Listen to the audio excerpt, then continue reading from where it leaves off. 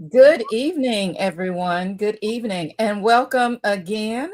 We are back for yet another conversation, our candid candidate conversations. And this is our space where we hear directly from Black women who are running for office in 2025. I'm Chantel Mullen, and tonight we are again holding space for real talk, real leadership, and real community. This isn't a debate. It isn't about endorsements. It's about giving Black women who are running for office visibility, voice, and vision. Tonight, we're going to have a great conversation with Sister Deborah Watson-Stokes. She's going to tell us about her run. And so let's get started. Deborah, good evening. Good Thank you evening. for joining us. So tell me what you are running for. My name is Deborah Watson-Stokes, and I am running for the Court of Common Pleas here in Philadelphia. And my ballot number is 10. Okay, well, wait a minute. A ballot number. Tell me what that means, because I'm not from Philadelphia. So, and races look very different in different places. So talk to us about what that means. All right. In the Court of Common Pleas, for the May 20th primary, there are 9 seats. There are 3 for municipal court, which is a lower court, and 9 seats for the Court of Common Pleas. And that means you can pick up to 9 people, right? Okay. So if you like me and you like another candidate, feel free to pick us both. If you like 9 people, pick all 9. But the most important thing, of course, is you pick me. But anyway, all right. So what I want to say is I'm button number 10, which means that if you like what I say, you can look for me in the 10th position. Now, there are other people that are running for other courts, and they will be 1 and 2. And then my court will pick up 3 through like 13. Okay. All right. Well, thank you. That's great. And your primary, is your primary, or is this the election on May 20th? This is a Democratic primary. Okay. And so and the general election is November 4th of this year. But what I would say is that in Philadelphia, since it is primarily a Democratic city, the primary is everything. So you can't wait to vote for me later in November. If you don't vote for me on May 20th, you won't see me again. Oh, well, I'm glad you are really clear about that, because we need to know when to show up, so that we can support those candidates that have the same values as us. And so let's talk about your run. Tell us about this court and why it's important for the community to make sure that they show up for this election. Well, it's always important to show up for every election. I think we learned that from what happened the last time. But I think now more than ever, judges matter, especially Black women judges. We matter because we are the first defense against everything. We control, your liberty, your freedoms, your family, your money. And so it's important to vote in this election because there are a lot of important of course issues that are going on in society, and we're the first line of judges. Well, thank you. So what inspired you to run? Well, this is what I would say. I am a lifetime public servant. So for the last 35 years, I've worked in the homicide unit at the DA's office here in Philadelphia. And I am considered by many the #1 female homicide trial attorney in the state of Pennsylvania. Now, how I got here was because when I was a young child, I was 5 years old, my brother was killed with a gun in our house, right? And so my mother was depressed because I lost my 17-year-old brother to gun violence. And so when I was a child, the only thing I could do was give her a tissue.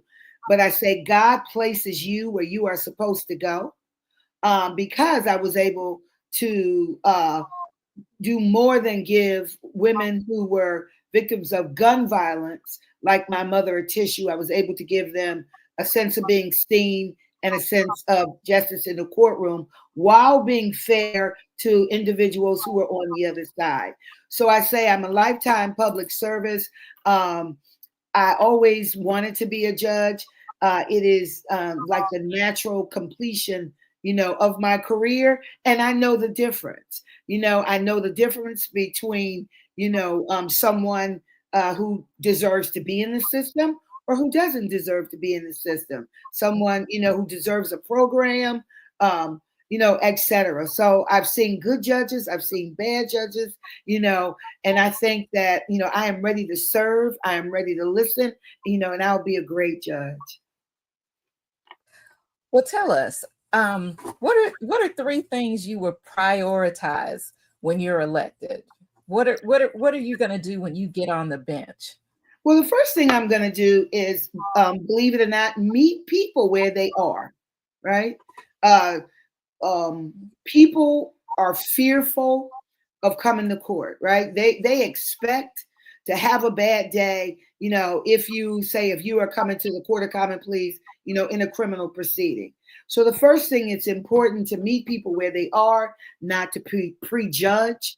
Of course, I'm going to treat them fairly and with dignity and respect, but also it's just super important to listen.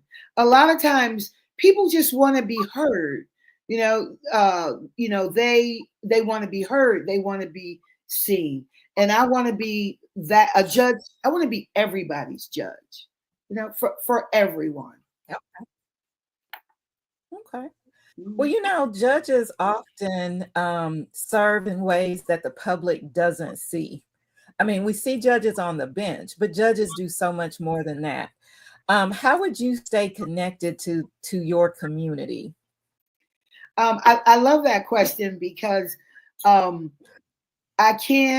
you can't serve the community if you are not of the community, by the community, and from the community. And that's how I describe myself. So, I do everything that I can in my community. For an example, starting a wills clinic was something that I did, at Sharon Baptist Church, from donating underwear, for an example, to young men who are incarcerated, whose parents can't afford for them to have socks, and underwear, which is a basic human, dignity thing, that we take for granted, for our children. So it's important for me as a judge to uh, continue with my public service. But what I'm going to tell you, my love is, and this is what I'm known for, I'm a mentor. Because I've been an attorney for 35 years, I've had an opportunity to sow seeds into so many young people's lives. And those people are now important people. For an example, the Speaker of the House, Joanna McClinton, is one of my mentees. Tamika Lane, who is on Superior Court, she's one of my mentees. Natasha Taylor Smith, the Court of Common Pleas. Kevin Harden, who's a partner in a law firm. And so my seeds are my legal babies. They're everywhere, and really, that's what I'm the most proud of, and that's really been my contribution, to the community. Is just most of them, if not all of them, were first generation lawyers, and I was proud to say that, I mentored them, I sponsored them, and for some of them, I fed them at my table. Mentorship is so very important, and sounds like you have been doing a phenomenal job because your mentees seem to be just superstars. Yes, they're Um, cool. so I'm gonna ask you some fun questions about you because you can't be all work because we want to know that our candidates are balanced people and they have some fun outside of just campaigning. So how about this? If you had to give us a song that would be on your walking into court playlist, what would that song be? Wow. Well, I love Beyonce. So who run the world, girls? Who run the world, girls? I love that one. I love I Am Every Woman, and this girl is on fire. Okay, okay. Very women empowered song. So Yes. apparently when you see yourself walking into court, you see yourself extremely empowered. And you know Um, what? It's important for other, you know what? It's important for other people in the jury or other people in the community just to see themselves, in me. So I love that. Thank you. okay. Well, I'm gonna ask you another fun one. What's your go-to motivational quote or mantra? What is it? What do you use to motivate yourself every day? Because being in court is a very difficult job. Sitting on the bench is a very difficult, it can be very taxing. You hear problems and Mhm. challenges all day because nobody who's going to court is going to court because they happy. So That's true. there's some problem that Mhm. brings them to court. So how do you keep yourself motivated? Because you've been in court for a long time, and you're going Mhm. to take that experience to the bench. So Well, I have a really quick story. I believe in God, and God told me. He said, when you become a judge, if you do not consult me, I will be disappointed. Right. And mhm, so I say that to say that, he is to be consulted in all the decisions, that I make. So I know who I serve. So that's my moral compass. I would say first, we can do all things through Christ who strengthens us. And the fun one would be keep it moving because, no matter what it is and what happens, we're going to be faced with challenges. And I will often say, Chantel, um, they'll say, something happened. I'll say, hey, keep it moving. So that's, I love that one. well, and my last little fun one. What would people be surprised to know about you? That I'm a good time. You know, Okay. I mean, I love to dance. I love to eat. Like I'm the first. I know all the line dances. You know, I love to go out. I love to eat. I love parties. I love to celebrate life. I talked about experiencing death at a very young age, and Mhm. so everything is important to me. Birthdays are important to me. So any milestone is important to me. My family, I've been married for 31 years. And so to a fine husband, and I have three daughters. Two of them are assistant district attorneys, so two of them follow them my footsteps, and my third one is now my campaign manager, and she enjoys bossing me around. So, so Okay. I'm about my family, my friends, my sorority, and my church. Thank you. It sounds like you are the person with the party. Now, let me ask you about the line dancers. So, do you know the latest one, the boots on the ground, and you got a fan? Yeah, yep. Had I known, I would have brought it for you. Yeah, you know what? I still have not learned that. I do have a fan, but I still haven't learned that. So Well, let's because your election is coming up on May the 20th. yes. Um, how can people help you?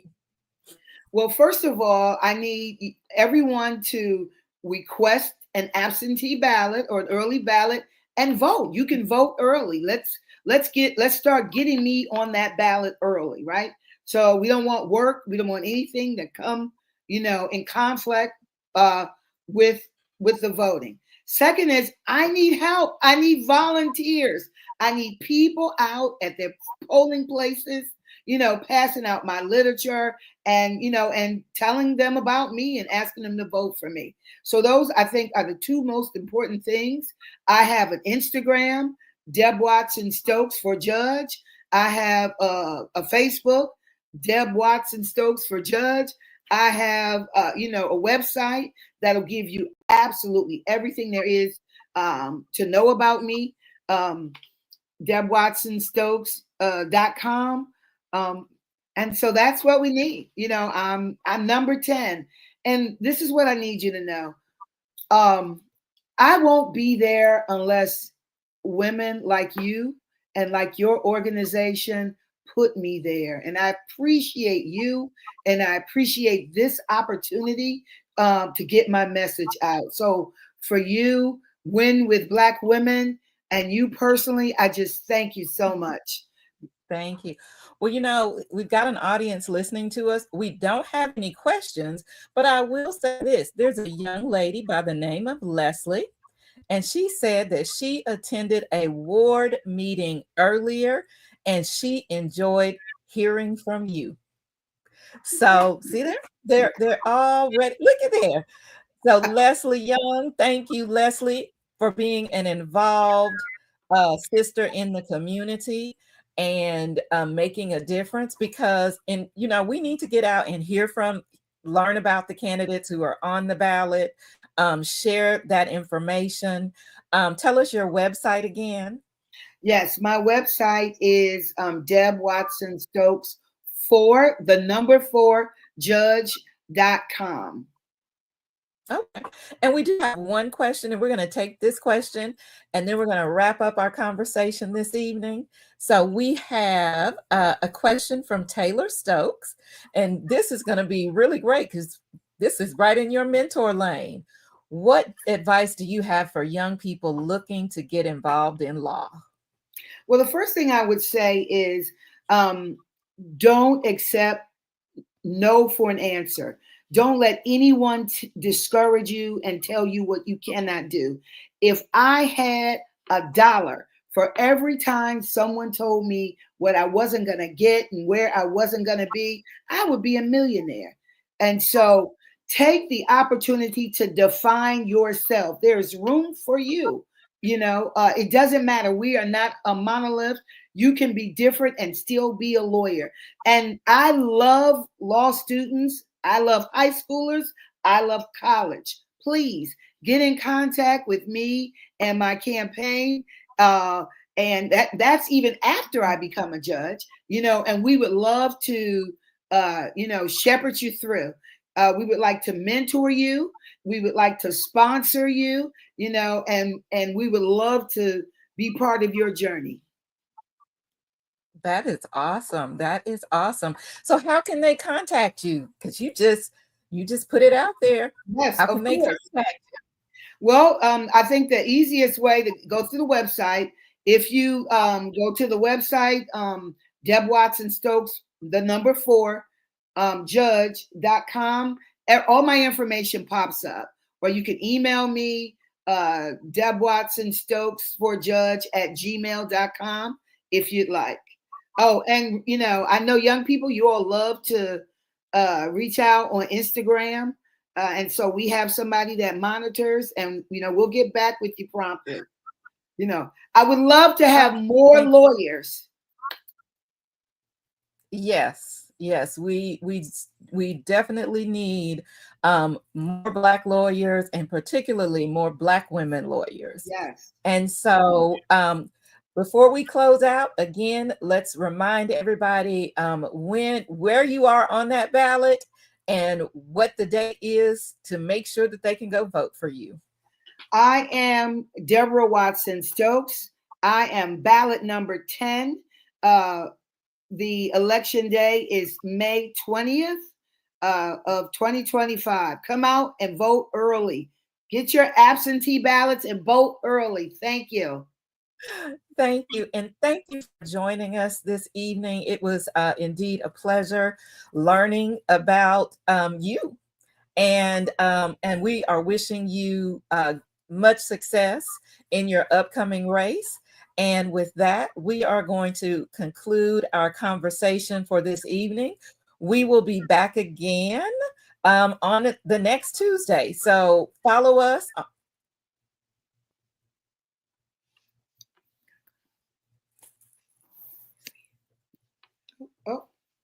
Oh, I think we.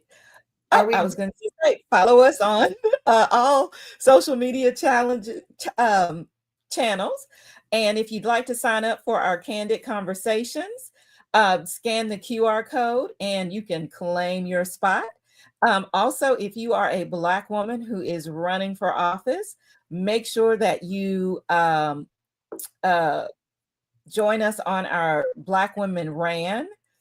And I think that is going to pop up in just a moment. So you can see our Black Women Run, where we track all Black women who are running for office. So if you are a candidate, we can help you amplify your voice and let everybody know that you are running. So join us at the bit.ly link. And with that, that concludes our conversation for this evening.